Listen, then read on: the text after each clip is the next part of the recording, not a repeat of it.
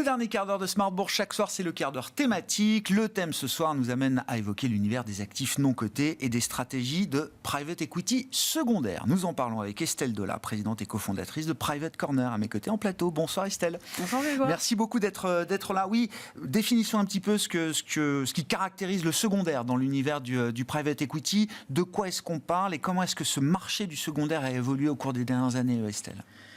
Alors le secondaire, c'est un marché qui est aujourd'hui mature, puisqu'il est né à la fin des années 90. Et si on devait globaliser simplement, c'est la porte d'entrée pragmatique sur les actifs privés pour des investisseurs patrimoniaux qui souhaitent se constituer un portefeuille sur les actifs non cotés. C'est une bonne prise de contact pour un investisseur particulier qui veut se familiariser avec ce monde du private equity. C'est ça, en fait, c'est un bon point d'entrée. Et c'est pour ça que j'ai employé l'adjectif pragmatique, parce qu'en fait, vous avez un excellent niveau de diversification, donc un bon niveau de risque-rendement. Vous entrez sur des actifs qui sont déjà matures, donc avec une bonne visibilité sur les portefeuilles, souvent avec des décotes, ce qui rationalise, on va dire, les actifs à la baisse, avec une courbe en J qui va être lissée, et une vélocité du capital, puisque vous êtes sur des fonds qui ont une durée plus courte, puisqu'en fait l'argent revient plus vite, puisque ce qu'il ne faut pas oublier, c'est que dès lors qu'on est sur des actifs non cotés, on s'inscrit dans du temps long. Donc c'est vrai que c'est une réponse assez satisfaisante. C'est un mariage. C'est ce que m'a dit un jour un spécialiste des actifs. C'est pas des fiançailles, c'est un vrai mariage, le private equity. Pourquoi on en parle aujourd'hui ? Alors c'est vrai qu'on en a parlé ces derniers temps parce que dans les stratégies de secondaire, il y a ce qu'on appelle les fonds de continuation. Tout à fait. Qui sont apparus, enfin je ne sais pas s'ils sont apparus au cours des dernières années, en tout cas on les a vus arriver au cours des dernières années pour répondre à des problématiques justement de liquidité sur certains fonds, de problèmes de sortie également, et donc ces fonds de continuation ont permis, j'allais dire, de continuer de porter des entreprises dans le private equity. C'est vrai que cette partie-là, c'est un pan entier des marchés secondaires, juste pour rétro-pédaler, pour expliquer un peu d'où est né le besoin finalement de créer un marché secondaire en complément du marché primaire. Le besoin, il est double, puisque soit d'un côté, vous avez des opérations dites de LP-led, donc à l'initiative des investisseurs qui, justement, par rapport à ce temps long, souhaitent se dessaisir plus tôt de leur position. Et donc, la liquidité a un prix, la décote. Et donc, vous avez des équipes spécialisées qui reprennent des portefeuilles de fonds entiers sur des opérations de LP-led, LP comme investisseur. De l'autre côté, vous avez des opérations de GP-led, donc là, à l'initiative des gérants, dont les fonds de continuation, où vous avez des gérants qui ont soit effectivement la volonté de continuer à porter des actifs, parce que ce sont des actifs où on arrive en fin de course, dans le temps long du fonds et où on doit rendre l'argent à des investisseurs, mais pour autant, vous n'avez pas fini d'écrire l'histoire de la croissance, donc vous avez envie de garder vos actifs en portefeuille et de continuer à être intéressé à la création de valeur. Donc vous allez proposer aux investisseurs existants de récupérer leur investissement sans poursuivre l'histoire de la croissance dans ce fameux fonds de continuation. Soit vous avez des investisseurs effectivement existants dans le fonds actuel qui vont venir souscrire aussi à ce fonds de continuation. Et l'important, encore une fois très très schématiquement, mais c'est que les gens comprennent ce qu'on dit, recréer un alignement d'intérêt au niveau de ce véhicule de continuation.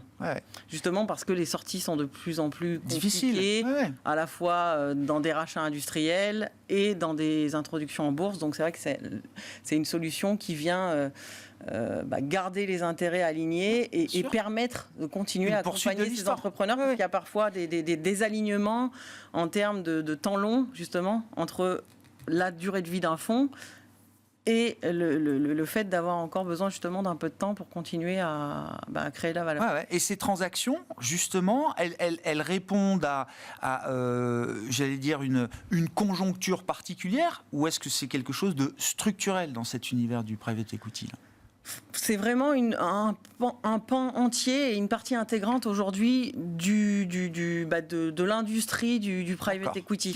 Et vous avez des acteurs qui font partie des pionniers de la classe d'actifs et qui en font depuis la fin des années 90, le début des années 2000, qui sont justement rompus à l'exercice et en fonction des cycles, qui vont savoir saisir les opportunités soit sur des opérations de LP-led, soit sur des opérations de GP-led. Mais en fait, ce qui amène à venir faire ces transactions sur les marchés secondaires, c'est à la fois des problématiques réglementaires et des problématiques stratégiques. Justement, parce que selon les cas de figure, vous allez pouvoir solutionner des problèmes et donc qui sont aussi source d'opportunités pour les investisseurs qui veulent prendre ces positions organisées par donc les équipes de gestion secondaire qui peuvent être soit des équipes spécialistes, soit des équipes qui font partie de plateformes de private equity primaires qui ont créé donc un marché secondaire à côté. Exactement. Où est-ce que vous voyez, vous, les opportunités là, chez Private Corner dans cet univers du secondaire aujourd'hui? Qu'est-ce qui caractérise une bonne opportunité, en l'occurrence, Estelle? Alors, c'est vrai que nous, chez Private Corner, on s'attelle à sélectionner des équipes de gestion sur des stratégies cœur et satellite. Donc, en fait, justement, selon qu'on est auprès d'équipes de gestion spécialistes ou généralistes, vous allez avoir des opportunités qui vont être plus ou moins équilibrées en termes de risque-rendement et plus ou moins diversifiées. Donc aujourd'hui, il y a des opportunités à la fois sur du LP-led, à la fois sur du GP-led. La seule chose, c'est d'aller savoir négocier les bonnes allocations auprès des bonnes équipes, parce que justement, tout l'enjeu, c'est d'aller financer les bons actifs et de les payer le bon prix. Parce que le risque, il est vraiment là. C'est d'être capable d'aller sourcer les bonnes opportunités, de déterminer la valeur et en fonction justement de la qualité des actifs. Parce que parfois, vous pouvez reprendre des actifs à zéro. Ah bah oui. S'il y a des décotes, parfois, ce sont pour des raisons justifiées. Voilà, ça fait pas la valeur de l'actif. C'est vraiment ça le vrai sujet, c'est de savoir confier son argent à des équipes de gestion qui vont être en capacité à aller sourcer les bonnes opportunités au bon moment.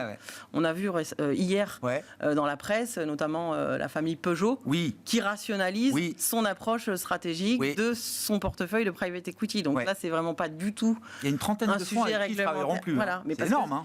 Ça illustre bien que trop de diversification tue la diversification. Parce que justement, ils veulent recentrer leur position stratégique auprès des bons gérants pour concentrer l'alpha, en fait. Bien sûr. Et donc là, c'est vraiment une rationalisation stratégique. C'est pas du tout une défiance par rapport à la classe d'actifs. Dans l'univers des actifs cotés, alors évidemment, la performance moyenne, historique, etc., elle est importante, mais avec une dispersion énorme. Voilà. Je veux dire, en fonction des équipes de gestion, on a des dispersions énormes, année après année, sur cet univers du private equity. On reste sur des marchés qui sont très hétérogènes, où il est fondamental de confier son argent aux bonnes équipes de gestion et d'être accompagné toujours par un professionnel de la gestion de patrimoine qui, lui, va avoir une vision transversale, un peu comme un médecin de famille de patrimoine, du patrimoine de ses clients et qui va faire la bonne allocation en fonction de l'appétit au risque de son client. On trouve sur un bon portefeuille de qualité ou un bon actif de qualité, quel type de décote est-ce qu'on peut trouver encore aujourd'hui, là, Estelle? Vraiment, c'est très variable, mais on va dire la fourchette qui est assez large va être entre 10 et 30% de décote. D'accord. Et en l'occurrence, le gérant qui reprend les portefeuilles de Peugeot, c'est un gérant qu'on a sélectionné chez Private Corner. Ah, vous pouvez le citer, non? Non. Si vous voulez. Écoutez, on verra. Allez voir sur le site de Private Corner, vous le trouverez vous-même. Comment ce marché va évoluer? Vous dites que c'est un marché qui est devenu une partie structurelle, effectivement, de l'univers du private equity. Le secondaire, c'est un marché qui a encore du développement devant lui. En fait, le marché secondaire, en 2024, il représentait 260 milliards de dollars d'opérations. C'était déjà plus 45% par rapport à 2023. Et alors, les prévisions, qui n'engagent que ceux qui les croient, sont d'arriver à une taille de marché de 1000 milliards à horizon 2030. Donc, effectivement, il y a énormément d'opportunités. Pour autant, il faut rester vigilant, puisque dans tout effet de mode, il y a toujours des effets de bord.